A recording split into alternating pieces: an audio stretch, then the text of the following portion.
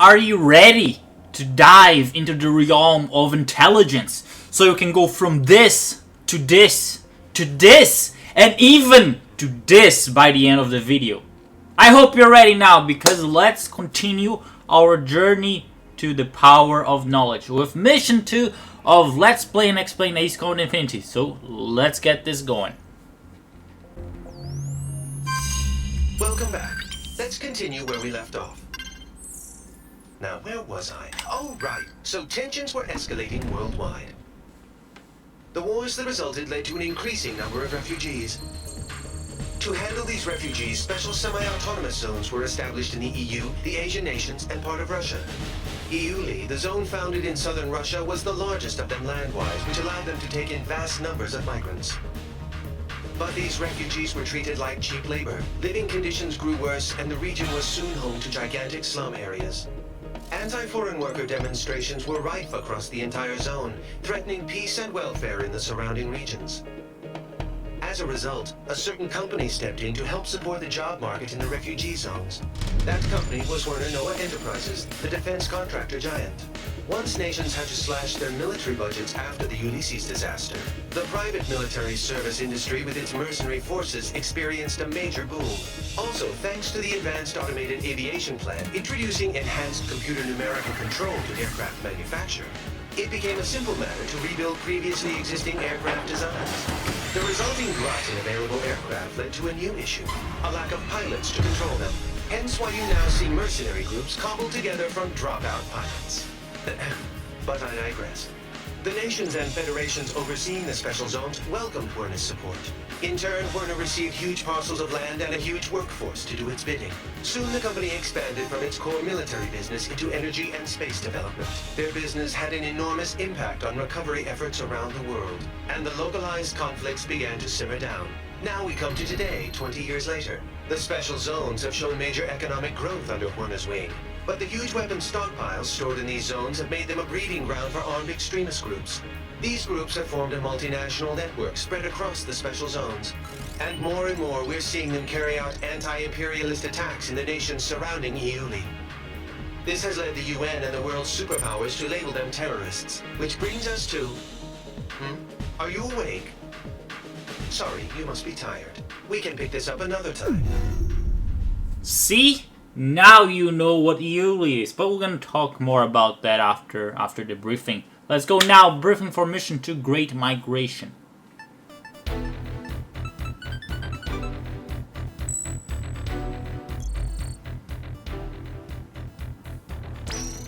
Following the Tokyo terror attack, the UN staged emergency inspections on facilities in Iyuli. They didn't obtain any evidence on the new UAVs we saw, but they did discover plans for an orbital weapon. Multiple nations are apparently involved in its development. The UN calls it a violation of space treaties and a new threat to replace nuclear proliferation. They're demanding the project be halted immediately. As a result, the chief military official at Wherner has been forced out of the company. But this thing isn't over yet. In fact, it's just beginning. We've spotted a large squadron of unidentified transport aircraft heading for Area B9K, an aerospace center in the West Indies, accompanied by escort craft. The center was involved with the development of the space weapon I discussed. The nature of the cargo is unknown, but once we identify the craft as hostile, you have permission to shoot them down. Normally, this would be a UNF or USAF job, but given how tense things have been with Latin America, the US doesn't want to pour any more oil on the fire. All in all, they preferred if the media kept their focus on the Tokyo attacks instead of this. That's why they enlisted us privateers for their dirty work. It ought to be a pretty good payday for us. We'll be having our best pilot on this op. In Arrows, if you're a top earner, you get first priority over everyone else. You want money, you want fame, then you're gonna have to outdo our ace here. That'll be easy. Thank you, good fellow, again for your briefing. Now, let's talk about Wherner. Now, you know what Wherner is this giant corporation that took over the economy after the Ulysses disaster. So initially they were focused on the military sector, but then they expanded into the energy and space development industries. The Wherner the whole company is also owned by a financial institution. So you can say it's not only space development, energy, and arms, they also deal with the financial part. And you might have seen in the website that they are launching these satellites, such as the Venus or the Brutus. And from what the pictures, how they look like they had been launched from this mission in the West Indies that we're gonna play. I'm gonna talk more about that because it's a little bit of a interesting. Maybe you haven't noticed that while you're playing the game. And Wherner, just so you can have an idea, they are pretty big. They are massive. In the website, it mentions that they have 209 subsidiaries. They have their headquarters in Belgium, so it's a company from Belgium. But they have many other facilities, factories in Germany, Eastern Europe, and of course, Iyuli. He also mentions that they have a very important office in New York City.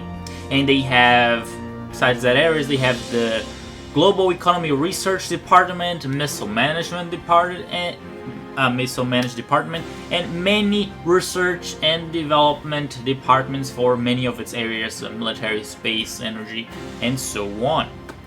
Now, in the cutscene, it also mentions with that aviation plane that they're just, they had the designs from the planes before the Ulysses disaster, so they can just, build them again. It's almost like 3D printing, because they have the models, so just build it again, which makes the aircraft really cheap. So many people can buy arms and that kind of stuff. Maybe that's one part of their success. Maybe they're just, using 3D printing technologies, which is great for them. But in the cutscene, a little bit of a reference to Ace Combat Joint Assault, because it shows the logo of Martinez Security from the PSP game. It's one of the factions. It also shows the Axe and Hammer from Ace Combat Zero, another manufacturer of arms. Lastly, and before it gets cut, it also shows the arrow. So Wherner, it's implied that they are supplying Arrow, our defense security, with aircraft. And later on, they talk about the terrorist network and that kind of stuff, and they talk about the Sons of Troya.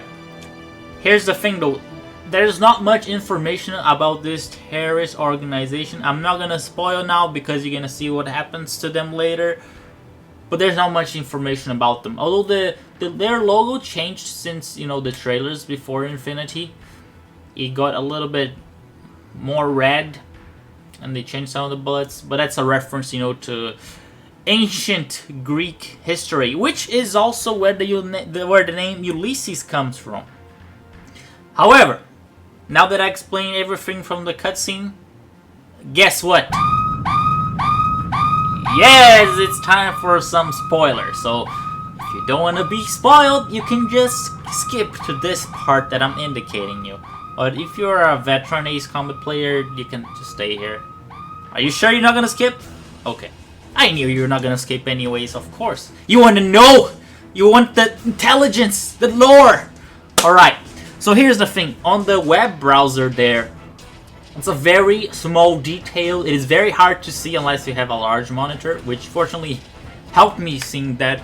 But there are 4 tabs in the browser. The first one, obviously, is about Wherner Enterprises, so the whole company. That's the page we saw. We also have the Modern Girls News and Topics, and we also have House Pets and Animal Encyclopedia. So that's of course for Camilla, because she's browsing on the internet. And lastly, we have a page called My Diary, a message to Kvasir, or Gamer, because that's his name. He is a narrator.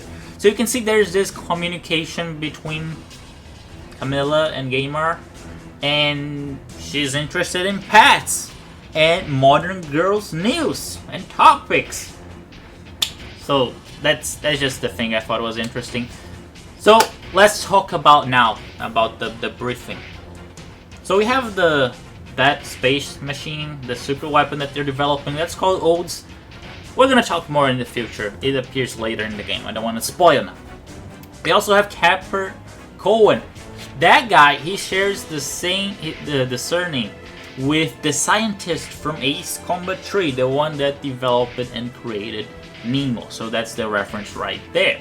We also have the Komona base, which is the same name as the base from Ace Combat 4. So another reference there. In this mission, we also have it also has to deal with launching into space satellites. So we have to protect a satellite in Ace Combat 4. In this case, we have to make sure that the enemy units don't get there. We also see Viper's emblem. With the snake has the infinity, which is like the 8 on the horizontal, and that reminds me a lot of the Grabark emblem from Ace Combat 5 and Ace Combat 0 as well, which is like an 8, and you can kind of see a little 8 in the Grabark emblem. And another reference is that Viper, which makes sense because snake, you know, Viper. He's also flying the MiG-21, which is the plane that Grabark is assigned to pursue in Ace Combat 0, with Pops flying there. So that's another reference from Ace Combat 0. Now let's go into the mission. I'm gonna be using the F-16 because that's the standard plane for this mission. So there you go, May 15, 2019 in the West Indies. I've looked at in Google Maps. You cannot find islands that look like these. I tried. The unidentified transports and escorts are approaching the aerospace center. Once we identify them as hostile, we have permission to shoot them down. Don't let them damage the aerospace center. Lone Arrow 1, this is Viper. Getting a radar blip on our 12. Let's just go ahead. Viper, switch to an open channel. Ain't got no time to waste. I really do love the scenery in this mission. It's very similar to the map from Ace Combat 4, and the bridges, they're so long. It reminds me a lot of South Florida, Key West, that kind of area. It's pretty cool. Of course they are bandits.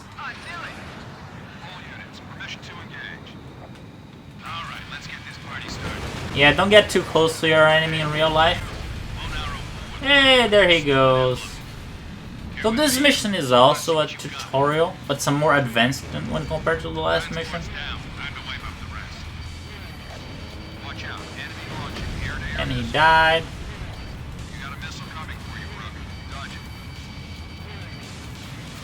Alright, let's get this MiG-21 as well. I always find it interesting because in the beginning of every Ace Combat game you always face the weakest enemies in terms of aircraft. But in a real war, it would be the opposite. You would face the strongest enemy first. Isn't that right?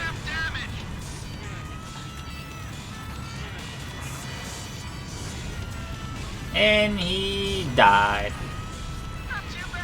Thank you, Omega. Thank you.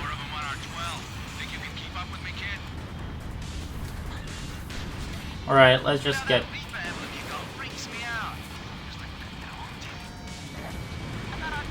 As long as you don't betray me, Omega, you're good.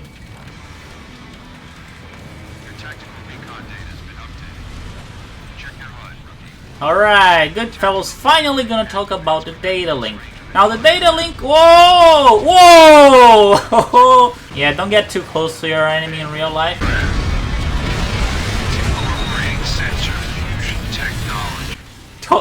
100% realistic gameplay right here. That was good. So the data link in Ace Combat Infinity, basically you get close to your allied aircraft and you use sensors from the two aircraft to increase your missile reload or accuracy and so on. You can choose what kind of ability you get. Now, this is not 100% original from Ace Combat Infinity. In Ace Combat 6 we had a similar gameplay mechanic called the ESM, or Electronic Warfare Support Measures. But in Ace Combat Infinity is more advanced. In Ace Combat 6 you would just get some more missile accuracy if you got in range of your AWACS plane or some ground radar units. Now, interesting thing here is, you see the base there, lots of allied units, so we have control of the base. But wait until you hear the next enemy comes. The next lines.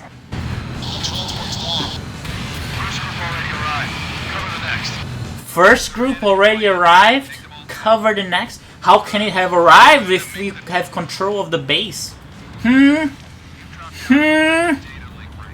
Think about that. Think about that. That's actually important. And I'm gonna be talking more about it in the future. Well, there you go. You see Viper's famous because he has the snake emblem. Good for him. We're not that famous yet.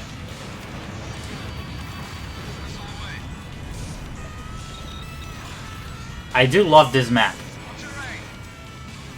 And the soundtrack as well. This is a remix from the soundtrack from Kimona. From Ace Combat 4. It's one of the, I'll say, one of the most famous missions in Ace Combat, this one.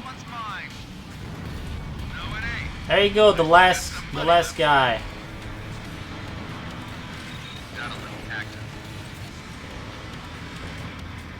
Oh, there you go. And he died. Of course I did, Omega. And I survived from that crash.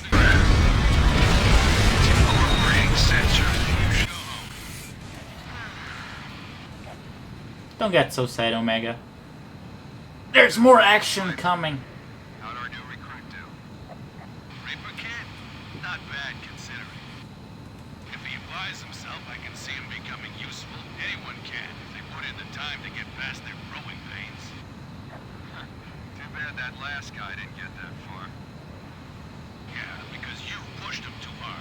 Accidents happen. And we always turn to the left, no matter where we are heading in the mission. Alright, debriefing time. Well done. The Aerospace Center emerged unscathed. We're investigating the transported cargo right now. For now, this will remain a covert op.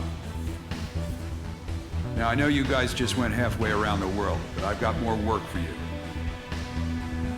A group of 9 high-powered executives known as the Gray Men have been kidnapped in Russia. We're talking elite members of the most exclusive circles of world economics and government. Meanwhile, terrorist forces have occupied a Wherner military facility in Iyuli in southwest Russia. We've got armed insurrections around other Wherner facilities too, and we think they're connected. So, we'll be heading for Russia. Hooray, Russia! Hey! Next mission, I get to talk about the Gray Men. And I'm gonna talk more about the terrorists and the facilities in Iyuli. So thank you so much, guys, for watching. Now you have more knowledge in your brains. They're growing. And they're gonna grow more in the next episode. Thank you guys for watching. And see you guys next time.